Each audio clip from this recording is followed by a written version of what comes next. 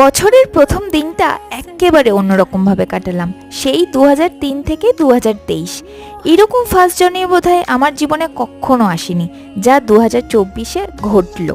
আগে আমি first January মানে বুঝতাম নয় কোথাও পিকনিক করতে যাব, আর নয় বাড়িতেই কিছু একটা ভালো করে রান্না করে খাবো, এটাই। কিন্তু এই ফার্স্ট টাইম দেখলাম ফার্স্ট জানুয়ারিতে পিকনিকে গিয়ে লোকে শুধু মাংসের হাড়ি চেবায় না, আবার এই লক্ষ লক্ষ মানুষের ভিড় ঠেলে পুজোও দিতে যায়।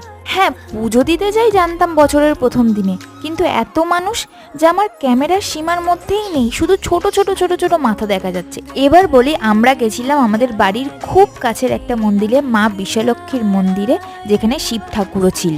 বাড়ির এত কাছে যে এত জাগ্রত একটা মন্দির ছিল আমি তো জানতামই না, আমি তো ফার্স্ট টাইম গেছি ওখানে। বেশি না, আমাদের বাড়ি থেকে জাস্ট কিছুটা হেঁটে আর কিছুটা একটা অটো বা টোটোতে। ভাগ্য করে একটা দিনও পেয়েছি সোমবার, আমরা এমনিতেই নিরামিষ খেতাম। ভাগ্যিস সাডেন প্লেনে পুজোটা দিতে এলাম।